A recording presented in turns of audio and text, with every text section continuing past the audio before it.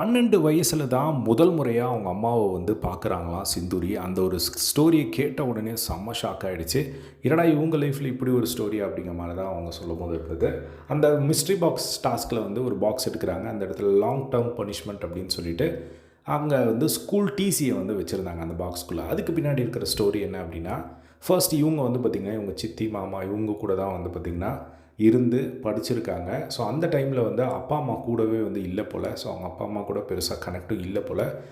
அந்த இடத்துல வந்து இவங்க 8த் படிச்சுட்டு இருந்திருக்காங்க. அந்த டைமில் அப்பா, அம்மா இல்லாத பொண்ணு அப்படிங்கிறனால கரெக்ட்டா ஸ்ட்ரிக்ட்டா இருக்கணும் அப்படின்னு சொல்லி அவங்க வீட்ல வந்து ஸ்ட்ரிக்ட்டா இருந்திருக்காங்க.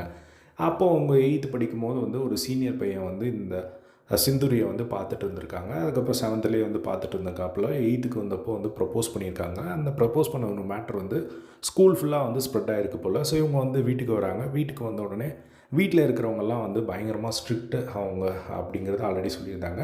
இப்போ வந்து பார்த்திங்கன்னா போட்டு அடிக்கிறாங்க, திட்டுறாங்க. அ எதுக்குன்னே எனக்கு ஒன்றுமே புரியல. அதுக்கப்புறம் ஏன் என்னாச்சு அப்படின்னு சொல்லி கேட்கும்போது, உங்கள் டீச்சர் தான் வந்து கால் பண்ணி சொன்னாங்க. நீ என்ன லவ் பண்ணுறதுக்கா ஸ்கூலுக்கு போயிட்டுருக்க அப்படிங்கிற மாரி சொன்னோனே எனக்கு ஒன்றுமே புரியல. என்ன லவ்? அந்த பையன் வந்து சொன்னான். அதுக்கப்புறம் நான் எதுவுமே சொல்லலையே. நீங்க எத வச்சு நீங்க ஜட்ஜ் பண்றீங்க அப்படின்னு சொல்லி, அத பத்தி ஃபர்தரா வந்து அந்த பையன கூப்பிட்டு விசாரிக்கிறதோ, அந்த மாரி என்ன கேட்கிறதோ, அந்த மாரி எதுவுமே கேட்காம ஸ்கூல்ல வந்து டிசி குடுத்து என்ன வந்து வெளிய அனுப்புனாங்க. எனக்கு என்ன பண்றதுன்னே வந்து தெரியல. எனக்கு வந்து அட்லீஸ்ட் அவங்க என்ன நடந்தது அப்படின்னு சொல்லி கேட்டுருக்கணும். ஸோ அப்பா, அம்மாவுக்கும் இந்த ஒரு விஷயம் வந்து சுத்தமா தெரியவே தெரியாது. அது மட்டும் இல்லாம அப்பா, அம்மா கூடயும் எனக்கு சுத்தமா டச்சும் கிடையாது. 12 வயசுல தான் எங்க அம்மாவ நான் முறையா வந்து நான் பார்க்குறேன். ஸோ அதுக்கு முன்னாடி பார்த்துருக்கேன், பேசினதே கிடையாது. அப்போ வந்து அப்பா கூட மட்டும் தான் அப்பப்போ வந்து நான் பேசுவேன். அம்மா கூட எனக்கு சின்ன வயசுலேருந்தே சுத்தமா செட் ஆகாது. சின்ன வயசுலேருந்தே என்கிட்ட எல்லாருமே சொல்லுவாங்க, "அம்மா மாரி நீ வந்து ஆயிடக்கூடாது." அப்படிங்கிற மாரி சொல்லுவாங்க. அது ஏன் சொன்னாங்க அப்படிங்கிறது எனக்கு தெரியாது.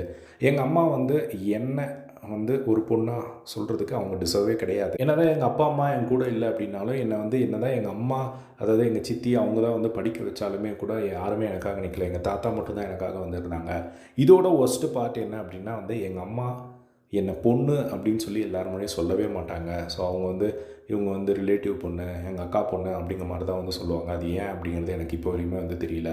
ஸோ இந்த இடத்துல நான் சொல்லக்கூடிய ஒரே விஷயம் எல்லா பேரண்ட்ஸ்க்கும், ஸோ தயவு செஞ்சு ஏதாவது ஒரு விஷயத்த வந்து நீங்களா கன்க்ளூட் பண்ணாதீங்க.